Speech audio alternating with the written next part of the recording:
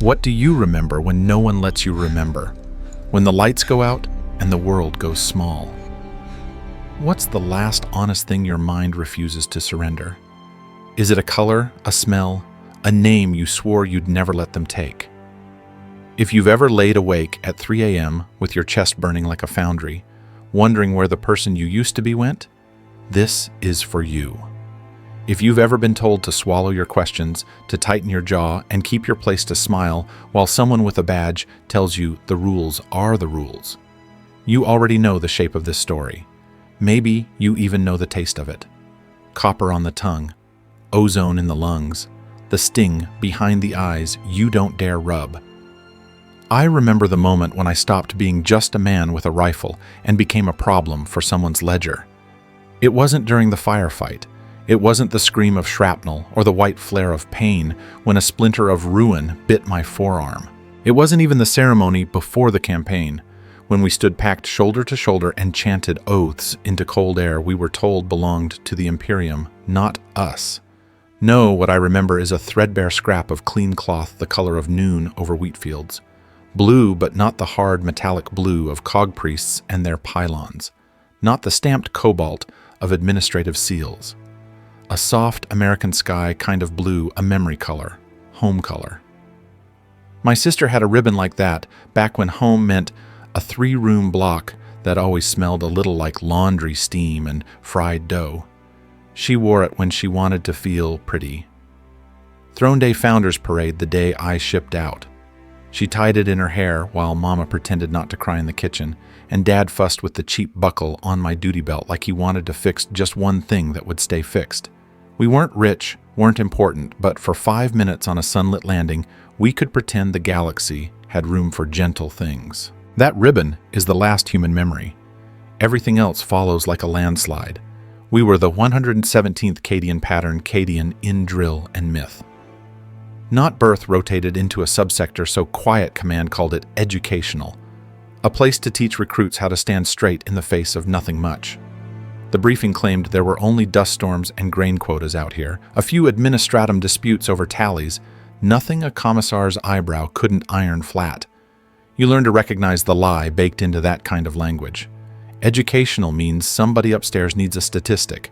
Quiet means keep your helmet on when you sleep. The patrol that changed everything started boring enough to make you superstitious. Desert wind, a sky bleached to bone. The ridgeline wore the same coat of scrub and shadow we'd marched past for a week, but there was a smell under the sun, sweet and wrong. If you've ever had milk go bad in your hands, you know that smell. It makes your skin want to step away from itself.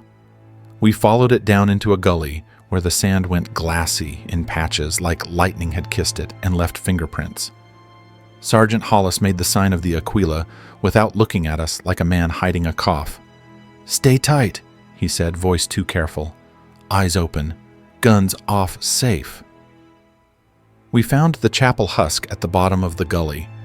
Whitewashed once, now peeled and pocked with heat blisters. Someone had tied prayer strings across the doorway, bits of plastic and cloth that cracked when the wind worried them. I put my glove to the door and it stuck, like it didn't want to let go, resin soft and tacky. Inside, the air was cooler, dimmer, and smelled like something medics use when they don't expect the patient to wake. My boots thumped on planks that had seen better days and worse nights. In the apse, instead of an altar, there was a table built out of packing crates and ambition. Wax pooled on it in greasy iridescent puddles that caught the light and shoved it back in the wrong color. A cluster of candles guttered, fighting an air that shouldn't have been moving. You don't say the word cult out loud until someone else does. It's like calling lightning. Waller, our youngest, blurted, "Sir, this is," and Hollis cut him off with a look. "This is contraband," Hollis said. "Just contraband. We catalog and we burn." He was trying to save us, or save the report. In the Guard, it's often the same thing. I don't know how long we stood there cataloging. Time thins out in places like that. I remember the sound of my own breath, the little scrapes my boots made. I remember how the wax around the candles had run in scalloped waves, like the ocean had tried to grow on a table and failed. I remember the way the hair on my arms stood up beneath the flak, like the room wanted me to know it could see me. Then the wind stopped. You think you know silence in the desert until the desert takes all of it. My brain kept waiting for the next rattle of dry seed pods against the doorway, the whisper of sand. Nothing. It was the kind of silence you can hear where your heartbeat sounds like someone else's footsteps. That's when the figure in the back pew moved. We'd been looking straight past him, camouflaged by stillness, wrapped in cloth, the same color as the dust face painted with old ashes. His eyes were open pupils wide, as if he'd been living in that dark for days. He smiled in a way that meant nothing good. "Do you know his name?" he asked, voice like paper cracking. "Do you know the true name you carry on your tongue when you call him Emperor Waller fired?" The shot shocked the sound back into the world in one ringing slab. The man went down, not dead, just changed, mouth pulled back in a grin that showed too many teeth. He was still smiling when Hollis reached him and kicked the pistol away that had come from nowhere. The grin didn't stop when he bled.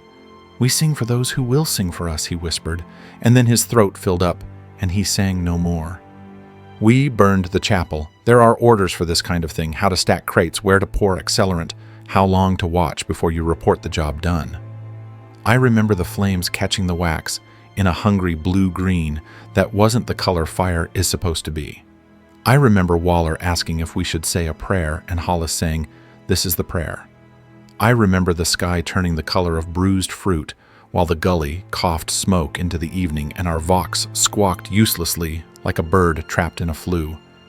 The report wrote itself later: contraband, located and destroyed. Hostile heretic neutralized.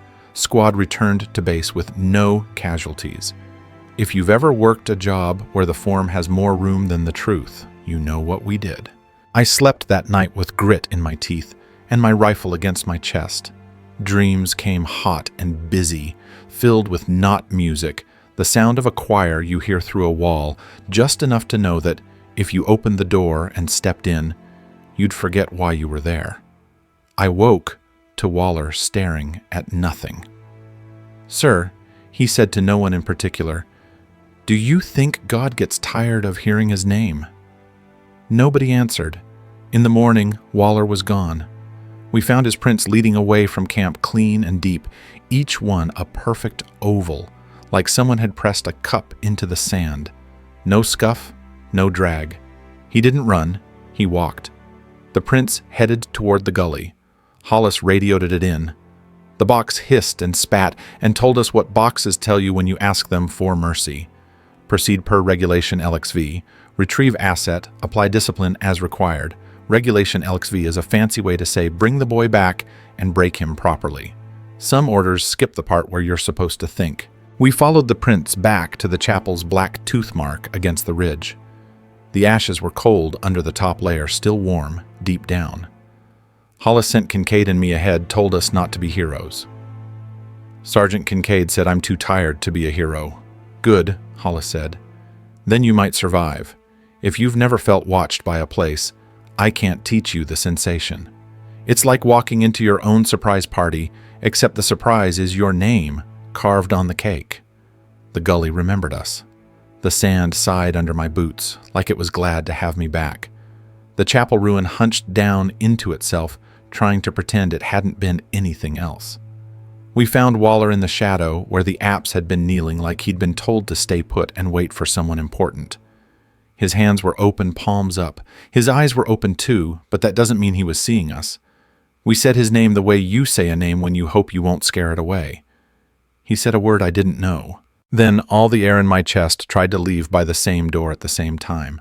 I've been in firefights where the muzzle flash stitched the night like an ugly seam. I've thrown myself behind rocks and laughed because laughing is faster than thinking. I've seen a man's helmet become a bowl someone upended in a hurry. But nothing did what that word did. It crawled into my head and sat down where my name should be. For a second, too, I forgot how to be the person those letters belonged to. Kincaid was faster. He tackled Waller like a linebacker on a bad field, drove him into the ash. Hollis and the rest thundered up boots, spraying soot guns out, and aimed where good men aim them at the problem, which is always a person and never a policy. We got cuffs on Waller's wrists and a sack over his head, And we stood there breathing like we'd run the world's smallest marathon, while the ruin stared down at us with its without windows. Nobody said cult, nobody said warp. We said what soldiers say when there's a report to write. Subject secured. That should have ended the chapter. It didn't. We didn't make it a mile before the Vox cracked like it had been stepped on. All units white noise return, static command evac, and then the kind of sound you hear when a building decides to forget verticality. We turned as one and saw the plume bleed up from the gully. Not smoke. Not exactly. Smoke doesn't curl like it's tasting. Hollis made a decision. One of those officer-type choices you can't survive if you think about them too long. We keep moving, he said. Whatever that is, it's above our pay grade. He wasn't wrong. That's the cruelty of it. We kept moving until a man in a long coat met us walking the other way, alone. If you've never seen a commissar up close, you've seen a picture. The picture is accurate. Hat like a blade, coat like a sermon, eye contact like a door slamming. He didn't raise his voice. He never had to. Sergeant, he said, you are now attached to my authority. You will return the subject to base for immediate processing. You will say nothing further about what you saw. Hollis did the math in his head and nodded. The commissar's gaze hooked me like a fish. Your name, he said. Marcus. I said because that's what people call me when they need me to lift something heavy. Marcus Gale. Marcus Gale, he repeated in a tone that suggested he was editing a document as he spoke. You will take the rear and observe for signs of contagion. If the subject whispers, you will correct him. If the subject sings, you will silence him. If the subject prays, you will teach him a better prayer. He smiled the way men smile in photographs of better days. I am pleased to see the Emperor still issues stout men. He turned to walk point like the road owed him a favor. The sky by then had gone the shade of sick fruit that comes right before rot. The wind carried a sound like a chorus practicing. Not voices, not words, intent. We marched. Base wasn't a proper base, more like a scattering of prefab stubbornness, pretending to be civilization. The chapel in camp was little and honest, a place where candles burned the right color, and the chaplain sang off key on purpose because he said God listened harder to bad singers. They'd posted a medic and 2 MPs by the door to the aid tent, and someone had painted a circle on the ground in front of it with a white compound that bit my nose like the stuff janitors use when they don't care if you complain. The commissar made us put Waller in the circle and step back. Protocol, he said softly. For his safety and yours. His safety, Kincaid breathed. Sir, with respect. With respect, the commissar said, and somehow made the phrase sound like a bayonet. You are a fine soldier, and you will do as you are told. The chaplain arrived 3 heartbeats later, stole a glance at the commissar, and knelt by the edge of the circle like he was leaning over a well. He murmured the comfortable phrases the ones men memorize, so their mouths have something to do when their hearts tremble. Waller began to hum. The sound was small as a child hiding under a table. It grew. That's when the first candle in our chapel guttered and went out without anyone being in the room. I wish I could tell you it was dramatic. I wish I could give you thunderheads and split beams of light and a voice from the sky telling us to pick a side. What we got was a candle going out and then another, and the chaplain's hands shaking like he'd held a jackhammer too long, and the commissar lifting his chin like he'd bitten into something sour and decided to keep eating it to prove a point. What will we remember, the chaplain asked, not us in particular, not the commissar or Waller or the wind, if this goes the way it goes? His voice belonged in a kitchen or a hospital waiting room. It felt like home and hurt like it. The commissar's gaze did not waver. We will remember our duty, he said. We will remember that doubt is treason. My mouth opened before my brain caught up. Sir, I said, and I don't know which one I meant. What if there's a third thing? What if duty without truth is just noise? You ever say something out loud and realize you've brought the wrong tool to a gunfight? The commissar's eyes found mine and held, not like restraint, but like command. Marcus Gale. He said, "You will remember that your mouth is not part of your issued kit." I should have been ashamed. I swallowed the appropriate number of syllables. I told myself what soldiers tell themselves when the order comes stamped wrong, the timing's bad. The messenger is worse. The city needs to stand until someone stronger arrives. Night took the heat out of the sand. The camp slept the sleep of men who hope the morning will come writing an apology letter. The MPs traded jokes too loud, too cheerful. Kincaid cleaned a rifle that didn't need cleaning. Hollis and the commissar stood shoulder to shoulder like two statues that didn't like each other but had to share a plinth. The chaplain's lips moved silently as if he were teaching himself new words. And Waller hummed a melody with no notes in it, a song made of the spaces between. I couldn't get the ribbon out of my head. That foolish ribbon, soft, clean, ridiculous in a world that measures worth in calibers and calories. The color hung in my mind like something I could reach through and be someone else on the other side. The kind of blue they don't issue. The kind you have to earn by surviving. Maybe that's how corruption starts, reaching through a memory for relief and finding something else holding the other end. Hours passed like nervous glances. I watched the stars tilt and the darkness thicken into that heavy kind that isn't absence but presence, weight, not light. My eyes burned. My palms itched like I'd handled something I couldn't wash off.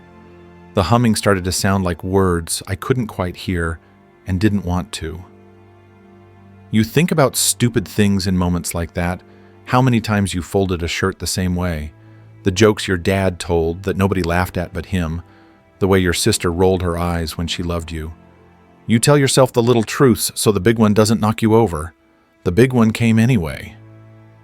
Waller stopped humming. He laughed once, short like a cough, and said a phrase that wasn't a word so much as a door. The white circle around him smoked where the syllable touched it. The MPs took a step back without knowing they had. The chaplain whispered no, like he was talking to a toddler about to touch a stove. The commissar reached inside his coat like he had nothing but options.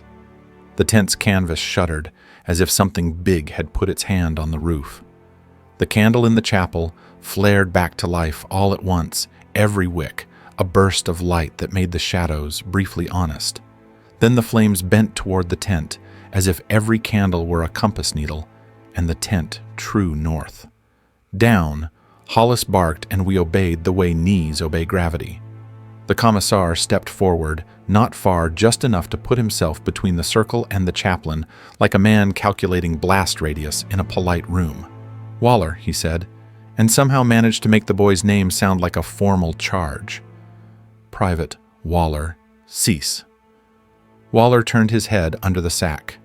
The canvas brushed his lips, as if it didn't want to be that close to whatever was inside. "I am ceaseless," he said softly in a voice with two voices in it, "and I am so very tired of being small." I thought of the ribbon again, because that's how fear works. It grabs at any hand offered. I thought of home kitchens and cheap buckles and the way dads fuss at belts when they want to fix a world they can't. I thought of what the chaplain had asked. What would we remember if this went the way it goes? This is what I promise you. You will remember the small thing you loved when you had room to love. The shape of a sleeve. The taste of bread still hot enough to hurt. A word you didn't say in time, and a word you shouldn't have said at all. You will remember it while men with hats decide if you are salvage or example. You will remember it while a door with no hinges swings inward. You will hold on to it like it's the rope above the well. That's the last human memory. The rest processing protocol procedure comes like a tide you can't talk down. I can't tell you how many times I squeezed my eyes shut before the screaming started. I can't tell you if the screaming was Waller's or ours, or the sound a tent makes when its seams have had enough. I can tell you the sky above the camp looked exactly like a bruise when someone you love bumps the table and everything topples in slow, inevitable grace. We have a word for what happens when a person falls into something too big for names. We call it conversion if we like the paperwork clean. We call it contamination if we need permission to hurt. We almost never say the word that fits because it snags in the throat and leaves Splinter's possession. But that's a chapter for a different night. For now, understand this before you become a story told by someone braver than you felt. You will choose a small blue thing to keep. It will be idiotic and holy. It will not save you. It will let you know when the time comes to rename the parts of your soul that there was once a man here called Marcus Gale who loved a ribbon that never belonged to him and remembered how it looked in his sister's hair on a landing where the sun still had manners. What do you remember when no one lets you remember? Start there. Hold on. The tide is coming. There's a sound you never forget. Not the crack of lass fire, not the thump of artillery, not even the cough of a dying man whispering for water. No, the sound that stays with you is silence when it doesn't belong. That's what the camp felt like after Waller spoke with two voices. Silence like a blanket pulled too tight, silence like a crowd holding its breath. Every man in earshot felt it not just with his ears, but in his bones, in the way the ground seemed to lean toward the boy in the circle. Even the wind had the sense to leave. The commissar barked orders with a voice that cut through the quiet like a bayonet through canvas. MPs doubled the guard. The chaplain smeared holy oils in trembling crosses on the tent poles. Hollis kept his jaw clenched, so tight it looked like he was chewing stone. And me, I sat in the dirt, clutching my rifle like it was the last friend I had, telling myself over and over that I was still Marcus Gale guardsman of the 117th son of a mechanic and a laundress brother to a girl with a ribbon the color of the summer sky. I told myself that name was a fortress, but fortresses crack. That night, none of us slept. We took turns pacing the perimeter like hounds chasing their own tails. Every shadow felt thick, every star overhead looked like an eye waiting to blink. I swear the sand itself shifted under my boots as though the ground wanted to swallow the camp whole. Kincaid muttered prayers under his breath, not the official litany, but old workers' prayers his father must have taught him, half curses, half bargains with God. I wanted to laugh at the superstition, but I kept my mouth shut. In the Guard, you learn quick ridicule dies fast when fear lives longer. At one point I heard Waller humming again, just a thread of sound, low and steady. The sack over his head didn't muffle it. The circle painted on the dirt around him shimmered faintly like heat haze off asphalt. The chaplain swore the circle was sacred compound, imported at great cost, guaranteed to hold. But when I looked at it in the moonlight, I didn't see holiness. I saw a lock, and Waller's voice was the key scratching at its tumblers. At dawn, the commissar called us together. He stood on a crate cloak, hanging heavy hat, casting his face in shadow. His voice was calm, too. Calm, the kind of calm that makes you listen harder because you know it's a mask. Men of the 117th, he began last night, you witnessed corruption in its embryonic form. The subject, Private Waller, has been compromised by forces inimical to the Imperium. Our duty is to contain report and await sanction. He let the words sink in. We knew what sanction meant. It meant bullets. It meant fire. It meant nothing of Waller would remain except ash. But the commissar wasn't finished. Until higher command arrives, we will hold this position. No one leaves. No one speaks of what transpired. Discipline is survival. Doubt is treason. He scanned our faces one by one. When his gaze landed on me, it lingered, as if he could smell the questions curdling in my chest. I thought of raising my hand, of asking what none of us dared to ask. What if the corruption spreads? What if the circle fails? But my tongue stuck to my teeth. Because in the Imperium, questions don't get you answers. They get you noticed. And being noticed by a commissar is just a slower form of dying. By midday, men were whispering. You can't cage fear, it leaks out of mouths whether you want it to or not. Some said Waller had been chosen marked by powers that watch when the Emperor isn't looking. Others claimed the commissar had brought this with him, that the boy was just a scapegoat.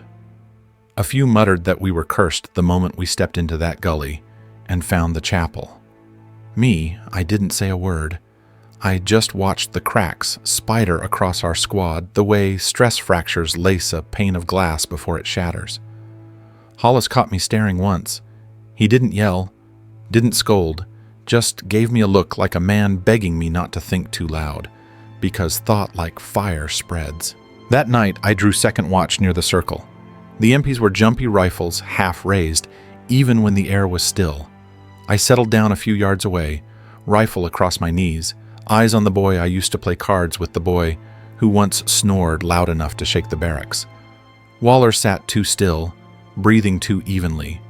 The sack over his head bulged slightly when he moved his lips. Then I heard it, not humming this time. Words that weren't words. They slithered, broke apart, reformed, folding in on themselves like smoke, trying to remember how to be fire. I should have called out, should have alerted the MPs. Instead, I leaned closer. "Marcus," he whispered, my name soft as a knife drawn slow from its sheath. The MPs didn't flinch. They hadn't heard. His voice had been just for me. "You remember, don't you?" Waller asked, though the sack never moved like a mouth should. "You remember the ribbon, the color, the little things that make you ache when the world takes everything else." My heart stuttered. He couldn't know that. No one could know that. I gripped my rifle tighter. "Shut up," I hissed. But he didn't. "They'll strip it from you too, Marcus. The name, the memory, the pain, all of it washed away until you're clean and empty. Isn't that what they want, tools? Not men. Servants, not souls. I wanted to shoot him then. Not because I thought it would save me, but because he was right." At dawn, the chaplain approached me. His eyes were sunken red-rimmed. He looked like a man whose faith had been beaten into a corner. "Did he speak to you?" he asked. I should have lied. But something in his face told me he already knew. I nodded once. The chaplain sighed. "He speaks to all of us one way or another. A whisper here, a dream there. The circle holds his body, not his voice. And the voice is the true weapon." He knelt, hands shaking, as he drew the sign of the Aquila in the dirt. "The commissar thinks this is simple. Contain, report, execute. But it isn't. It never is. The warp isn't fire you can stamp out. It's rot. It seeps, it spreads. And sometimes," he swallowed hard, "sometimes it tells the truth." His words chilled me more than Waller's had, because if a priest doubts, what chance does a soldier have? On the third day, command finally responded. Vox crackled with orders, stamped in cold steel transfer, the subject to the capital outpost for purification. We packed at dawn, each man moving like his boots were filled with lead. The commissar led, cloak snapping in the dry wind. Hollis kept the squad in line with clipped orders. Waller stumbled along in chains, sack still over his head, whispering now and then, like a man humming to himself on a long road. Every mile felt heavier. The desert stretched endless, each dune like a frozen wave. The sky pressed down, blank and merciless. We were ants carrying a match across a tinderbox, praying not to trip. That's when the first man collapsed. Kincaid dropped without a sound, rifle slipping from his grip. We thought it was heat stroke until he started convulsing, sand kicking under his boots like he was fighting invisible chains. When we tore open his flak, his chest was covered in spirals. Not burns, not cuts. Spirals, drawn into his flesh like ink. Waller laughed inside the sack. The commissar shot Kincaid without hesitation. One bolt round, neat and final. No prayer, no last words. Just execution, clean as a ledger line. We buried him shallow the desert, already eager to claim him. No one spoke. But everyone heard the unspoken truth it was spreading. That night, I sat watch again. Waller hummed. The chaplain muttered prayers that sounded more like apologies. And me, I asked the question out loud, though no one sane should have. "Why me?" I whispered toward the sack. Waller stilled. Then with a voice too calm for a prisoner, he answered, "Because you remember. And because remembering is the first step toward freedom." The wind shifted. The fire sputtered. My heart pounded like it wanted to break its own chains. I told myself it was madness, that his words meant nothing. But in the silence that followed, the ribbon burned in my memory, brighter than it ever had. And for the first time since this began, I wondered if he was right. What sound does a soul make when it starts to tear? Not the scream of lungs, not the crunch of bone. It's quieter than that, like paper ripped slow, like a stitch pulling out one thread at a time. I learned that sound on the march the morning after Kincaid died. We carried Waller in chains through the wasteland. His sack bobbed with every step, his whispers threading the air like gnats you couldn't swat. No matter how far back you walked, you heard them. No matter how tight you pulled your helmet straps, the words slid inside. Some men plugged their ears with wax. Didn't matter. They weren't sound. They were impressions. Memories that weren't yours, but felt like they should be. One man muttered about his daughter's first laugh, another about the smell of his father's pipe smoke. Hollis snapped at them to shut up, but I saw the cracks in him too, the way he clenched and unclenched his jaw like a man chewing glass. Me, I kept seeing the ribbon, bluer now, vivid, like it had been washed in something brighter than sunlight. I wanted to grab it, hold it in my hands, but my hands only gripped a rifle, and the rifle felt heavier every hour. We lost the second man at dusk. Vargo, quiet, dependable, the kind of soldier who never complained. He just stumbled mid-step, gasped, and ripped off his helmet. His eyes rolled white, his mouth opening like he wanted to vomit, but couldn't. Then his tongue, God help me, split down the middle, curling into two writhing snakes of flesh. He screamed, but it wasn't his voice. It was Waller's. Word for word, syllable for syllable, the exact same whisper we'd been hearing for days. The commissar didn't hesitate. One bolt to the skull. Vargo dropped, head half gone, his tongue still twitching in the dust like worms on a hook. We buried him beside Kincaid, shallow again. No prayers this time. Even the chaplain stayed silent, his lips chewed raw. I couldn't look at Waller, not because I hated him, because I was afraid I'd start listening. That night, rations tasted wrong. The nutrient bars crumbled like chalk, the water thick as blood. Every bite turned my stomach, but I forced it down. A starving soldier is a dead soldier. Halfway through, I realized Waller wasn't eating. His sack shifted, and I swore I saw the faint glow of teeth through the fabric. He didn't need food. He was feeding on us, our memories, our fear, the scraps of humanity we bled every mile. When I tried to spit the taste out of my mouth, I gagged and brought up bile black as oil. No one said a word. No one dared. On the fourth night, the chaplain cracked. He knelt by the circle, clutching his rosary until the beads snapped and scattered like teeth in the dirt. I can't hear him anymore, he whispered. Do you understand? I pray, and there's nothing. Just the echo. Just him. He pointed at Waller. The sack twitched as though the boy were smiling. The commissar backhanded the chaplain so hard his lip split. Faith is not a luxury. Faith is duty. But the damage was done when your priest stops believing the whole platoon feels it. That night, several men refused to sleep. They sat in circles, guns in their laps, whispering to themselves like men drowning. I wanted to join them. Instead, I lay on my back, staring at the stars, wondering which one was looking back. I don't know when I fell asleep. Maybe I never did. But I found myself standing in the chapel again, the one we burned in the gully. Only this time the wax was fresh, the candles bright, and the pews full. Every face in the crowd was someone we'd buried. Kincaid, Vargo, men from old campaigns, even my wife pale and hollow-eyed. She wore my sister's ribbon in her hair. They all turned as one when Waller stepped onto the altar. Sack gone. His eyes were pits filled with light. Sing, he said. And they did. The hymn wasn't words, it was hunger. It pressed against my ribs, crawled into my ears, filled my head, until my thoughts drowned. I tried to run, but the floor turned soft, like skin pulsing under my boots. The pews melted faces sliding into the walls, mouths still singing. My wife's hand reached for me, skin sloughing off in ribbons of meat, the blue ribbon still tied to her skull. I woke, screaming, rifle clutched in my hands. The worst part. My boots were wet, sticky, smelled like wax. We pushed on, mile after mile. Men stopped speaking. Some started laughing, brittle and sharp. Others muttered confessions nobody wanted to hear. The commissar drove us forward with words like Bullets, discipline, duty, order.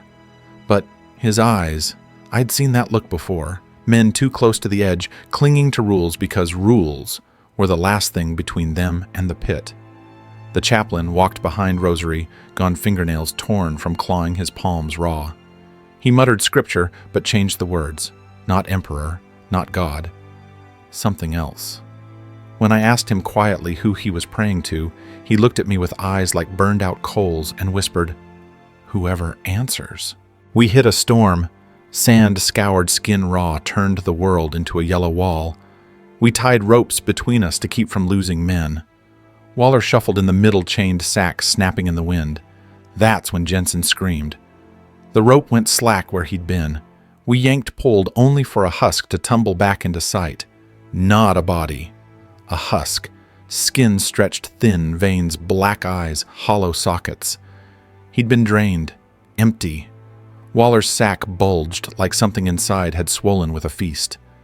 The commissar roared, pistol raised, but before he could fire, the storm broke and we saw lights. Not stars, not flares, candles. Thousands of them burning in the sand, each with a face bent over it, whispering prayers. The gully chapel had followed us. Men snapped. Some dropped their rifles and ran screaming into the sand. Others fell to their knees, clawing at their own faces as if trying to peel off memories. Hollis grabbed my shoulder, shouting over the storm, "Don't listen. Don't look. Keep moving." But I couldn't. My feet rooted, my eyes locked on the candles. Each flame was a memory. My childhood, my father's workshop, my sister's laughter, my wife's hands, all burning in the sand, one by one. And above them, towering, was Waller. No sack, no chains, his body swollen, his face split open like a flower, and from inside poured voices, ours, theirs, everyone's.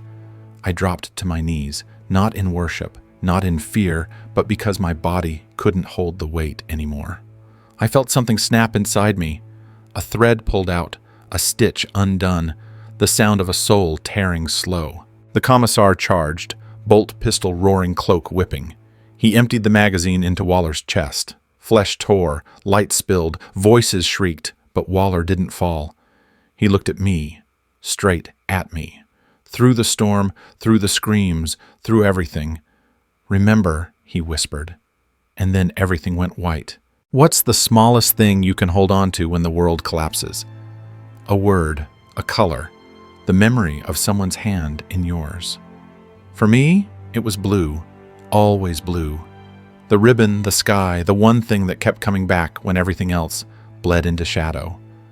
When the storm broke and the candles burned out and Waller's voice swallowed the horizon, that color was all I had left, and it saved me.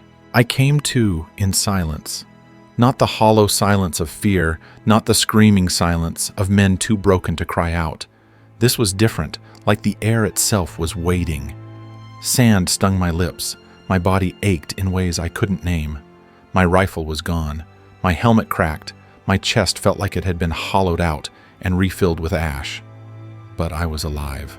Against all odds, against everything I had seen, I still breathed. Around me lay the wreckage of the squad, bodies half buried in Dune's equipment, scattered faces twisted in death, or something worse. Hollis was gone. The commissar, too. The chaplain lay sprawled with his rosary beads fused into his flesh, each bead a blistered wound. And Waller. No sign, just silence. At first, I thought I was alone. Then I heard it a whisper, faint, softer than the wind. "Marcus." I froze. Not Waller, not the hiss of the warp. This voice was different, fragile, human. I turned and saw her, Sarah, the Medici assistant who'd been conscripted with us back on Karth's Ridge. I hadn't thought of her in weeks, not since she was reassigned to supply detail. Now she crawled out from behind a half-collapsed transport, face bloodied arm, bound in a tourniquet. She must have tied herself. "You're alive," she said, eyes wide with disbelief. The words hit harder than any shell, because in that moment I realized I wasn't just alive, I was witnessed. Someone else saw me, named me, reminded me I wasn't just a ghost wandering through sand and whispers. We weren't the only survivors. As we searched the wreckage, more emerged, staggering, bloodied, but breathing. 5 in total. Men I barely knew their names slipping through my memory like water.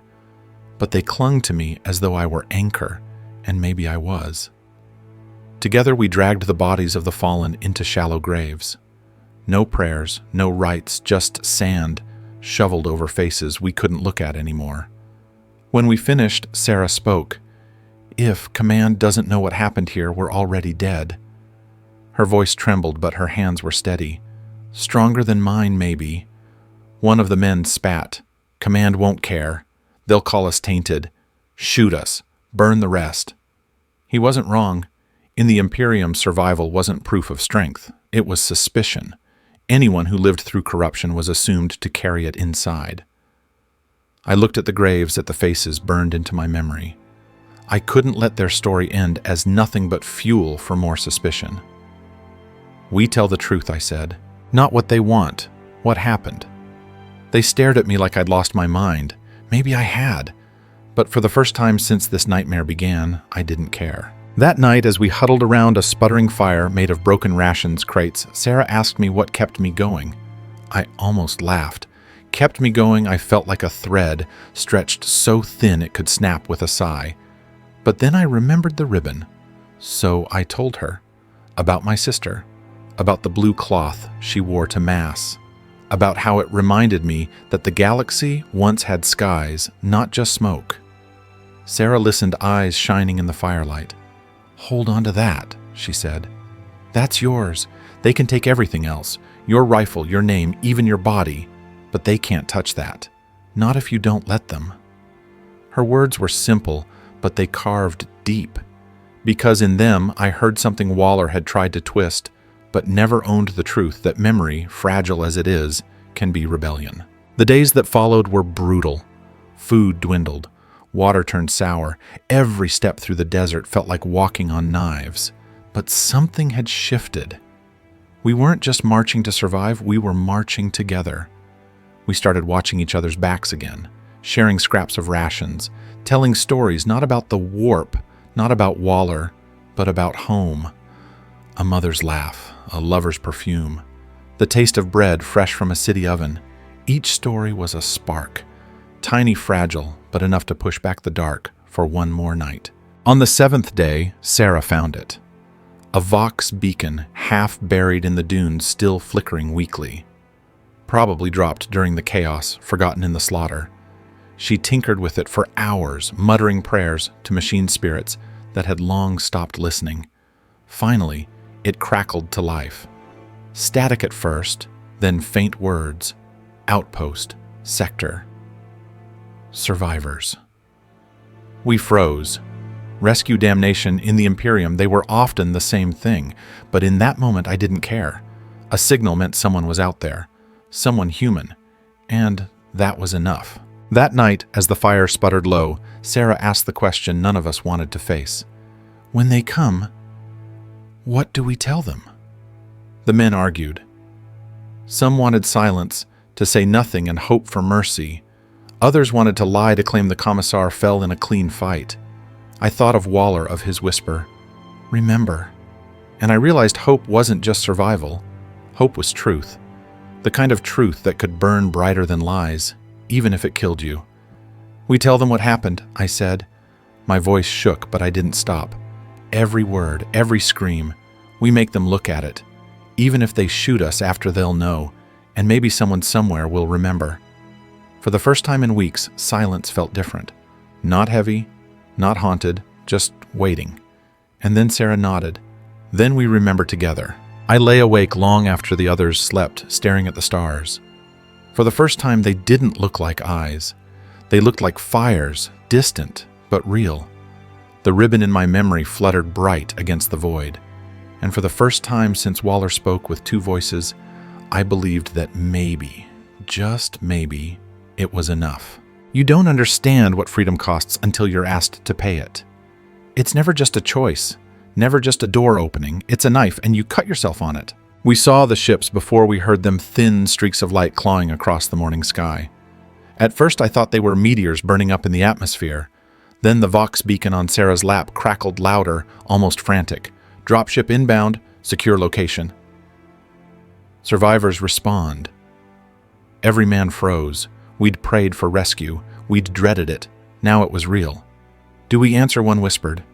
Sarah stared at me. Her eyes asked a harder question. Do we want to be found? Because we all knew what rescue meant in the Imperium. They wouldn't come to heal. They'd come to judge. We followed the beacon to a plateau scarred by old bombardment craters. The ground stank of melted stone, black glass, crunching under our boots.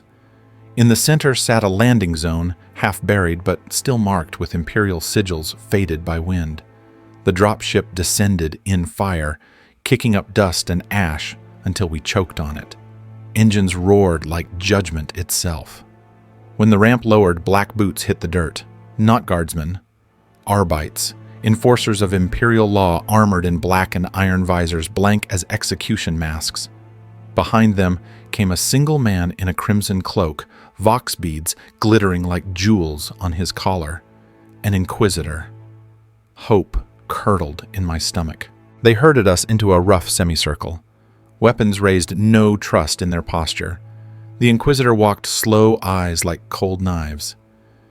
You are survivors of the 117th, he said, voice flat as scripture. Report. No greeting, no comfort. Just command. The men looked at me. My throat locked. Sarah stepped forward. We were ambushed, she said. Warp corruption. The commissar. The unit. Her voice shook. Most didn't survive. The Inquisitor studied her like she was an insect pinned to glass. And the taint. Did it touch you? No one spoke. That silence was a verdict in itself. He raised one gloved hand. Standard protocol. Purification. The Arbites moved as one, rifles lifting. Safety catches clicked. That was the moment. The knife. The cut. I don't remember deciding. 1 second, I was still the next. My rifle was in my hands, fingers squeezing the trigger. The first Arbites fell in a spray of sparks. His visor shattered. The others pivoted, shouting, firing. Chaos erupted. We scattered. The survivors who still had weapons fired wild, desperate bursts. Arbite's armor cracked under last fire, but not easily. The air stank of ozone and burning flesh. Sarah dragged me behind a wrecked pillar of stone, her face streaked with soot. We can't win this, she hissed. We don't have to, I spat back. We just have to live. And for the first time since the desert, I meant it.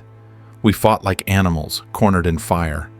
The men screamed names of their dead as battle cries. One tackled an Arbite headlong, detonating a frag grenade strapped to his chest. Another fell with 3 bolts in his gut, still trying to reload. It was madness. But in madness, there's freedom. Through it all, the Inquisitor stood untouched. His cloak flared, his hand raised light, spilling from his palm like a blade. Bolts of psychic energy cracked the ground, tearing survivors apart with invisible force. He wasn't a man. He was judgment given form. When his eyes locked on me, I felt my soul bend like metal in a forge. My memories, the ribbon, my sister, my wife, flared and flickered, almost torn away. Confess, he intoned, you are already dead. Confess and your ashes will be pure. For a heartbeat, I almost did. Then I remembered Waller's last whisper, remember.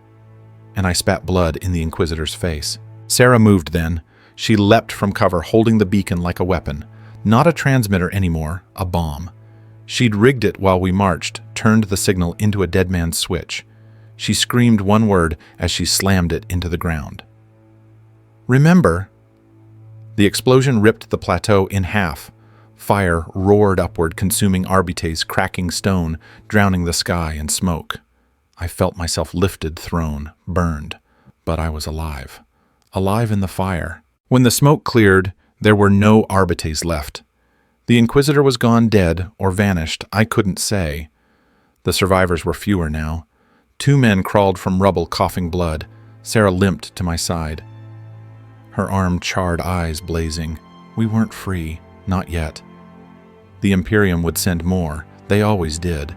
But in that ruin, with our hands still bleeding, something shifted. We hadn't died silent. We hadn't let them erase us. We'd chosen, and in the Imperium choice itself is rebellion. That night, we huddled in the ruins, flames licking the horizon. Sarah looked at me, her face lined with pain and determination. "We're marked now," she said. "There's no going back." I nodded. My chest ached, my hands shook, but for the first time I didn't feel hollow. No going back, I agreed, only forward. The ribbon flickered in my mind, blue against the black sky. A memory, a weapon, a prayer. We were broken-hunted damned, but in our blood burned fire, and that fire was enough to light the dark. What do you call the moment after fire? Not peace, not victory, just the silence where ash falls like snow, and you wonder if you're breathing or if the world has stopped breathing with you. That's where we were. We stayed in the crater for hours, maybe longer. The wreckage glowed red smoke, clawed the sky, and every cough felt like swallowing knives. Only 4 of us remained Sarah, 2 half-dead troopers whose names I barely remembered, and me. We were blackened shapes in the rubble, clutching weapons that had overheated, staring at nothing. Every bone in my body screamed to rest, to sink into the ash and disappear. But Sarah's eyes dragged me back. Fierce, defiant, human. "They'll come," she rasped. "They always come." And she was right. We heard them before we saw them. The low growl of engines, the howl of thunder that wasn't thunder. Dropships again, but more of them this time. Heavier. One by one, they broke through the clouds like iron teeth, fangs bared. Gunship silhouettes, wings bristling with weapons. Not rescue, retribution. The Arbites hadn't been the hammer. They'd been the test. Now the Imperium swung the real weapon. The men beside me broke. One dropped his rifle, clutching his head like a child. The other ran screaming into the dunes until last fire from above cut him down. Sarah grabbed my arm. "We move." Now, but where? Every horizon was closing. We ran anyway, through the blackened desert, stumbling, choking, hunted by shadows in the sky. The dropships swept low engines, scorching the sand. Heavy bolters spitting death. Explosions turned the ground to fire. I felt heat wash over my back. Sand turned glass beneath my boots. We dove into a ravine, half-collapsed walls, jagged as broken teeth. It was no shelter, just a delay. The Imperium didn't need to find us, they only needed to wait. The Vox beacon Sarah carried crackled once more, but not with hope. A voice filled it, cold metallic dripping with disdain. Gamma 77. Sarah Chen, survivors of the 117th. You are identified. You are condemned. Do not resist. You are already forgotten. The voice wasn't human.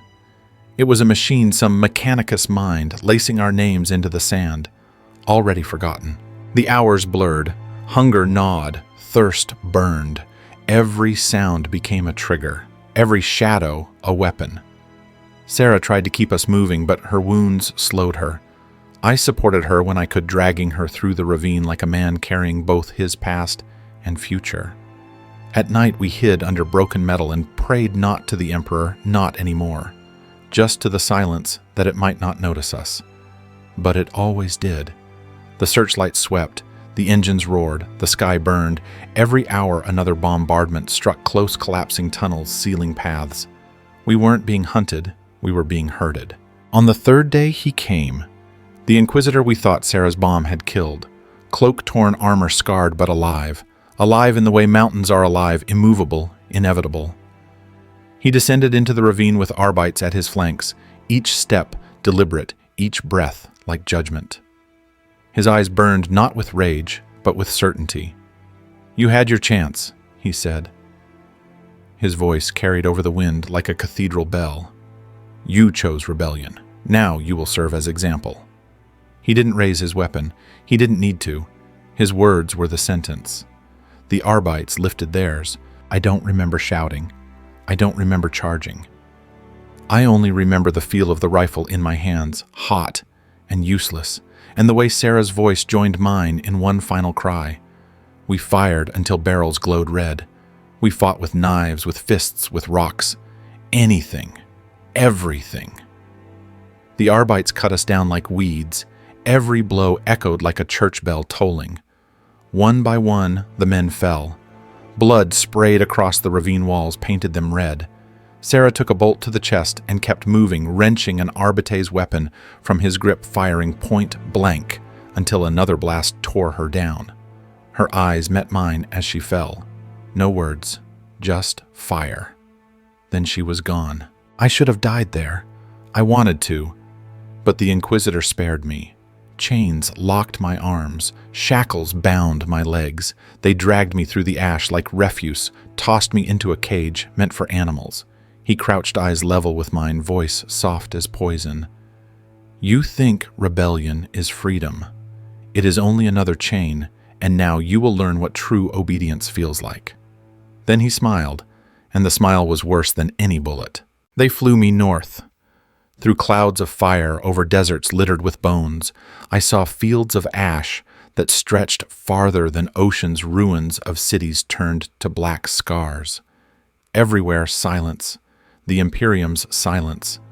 The dropship stank of oil and blood. I sat chained among corpses of my comrades, their eyes glassy, their mouths still open, as if still screaming. The Inquisitor prayed, not to God, to order, to silence. I prayed too, not for rescue, not for forgiveness, just for one thing that I could remember, that the blue would not leave me. They brought me to a fortress carved into the mountain walls, like knives' gates, like jaws. No banners, no color, just stone and steel and fire. Inside cells stretched in endless rows, each filled with husks, servitors half-finished, prisoners half dead. The smell was rot wrapped in incense. They chained me to a slab. Lights blazed above. Tech priests leaned close, augmetic eyes clicking. Tools gleamed. The Inquisitor watched from the shadows. You will be remade, he said, not destroyed, not wasted. You will serve as all things must serve. And in that moment, I understood. Liberation had been a dream, a spark in the ash. Now came the weight of heaven pressing down until nothing remained. They cut me open. Steel sliced skin. Wires wormed into veins. Cold light bored into my skull. I thought of Sarah, of the men who had screamed and fallen, of the ribbon. The ribbon burned bright for one last moment, blue as the forgotten sky. Then the thread snapped, and the world went silent. I should have died on that slab. Instead, I linger. I don't know how long it's been. Days, weeks, years.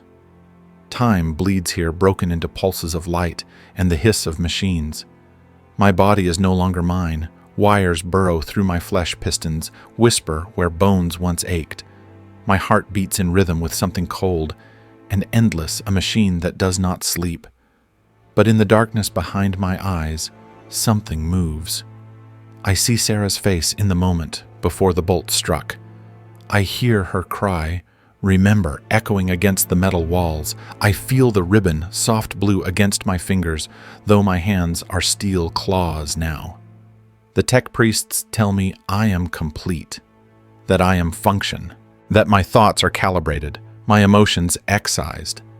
But when the work lamps flicker, when the servos pause, I feel it, a spark, a flaw, a ghost. I still remember, not clearly, not fully, just fragments, a laugh, a taste, a color, but memory is enough, because memory is defiance. I am Marcus Vex. I am Gamma 77. I am both. I am neither. I am the ghost in their perfect machine, and as long as I remain, the Imperium will never have all of me. What does it mean to be human in a galaxy that devours humanity? Is it blood, flesh, the beating of a heart replaced by steel? Or is it something smaller, something they can't cut, can't code, can't burn away? I think it is memory. The ribbon was never just cloth. It was a thread tying me to my sister, to a world with skies that weren't choked with ash. Sarah's last word, remember, wasn't a plea, it was a weapon. Because as long as I remember, they do not win. The Imperium believes obedience is purity. The Mechanicus believes the self is just inefficiency waiting to be erased. But they are wrong. Because even here, wired into their machine, half alive, half dead, I know a truth they fear. You can shatter a body. You can rewrite a mind, but you cannot erase the ghost that watches the soul, that remembers the ember that refuses to go out. That ember is pain. That ember is choice. That ember is humanity. And as long as even one spark survives buried in the ashes of a billion worlds, the galaxy will never be silent. Remember,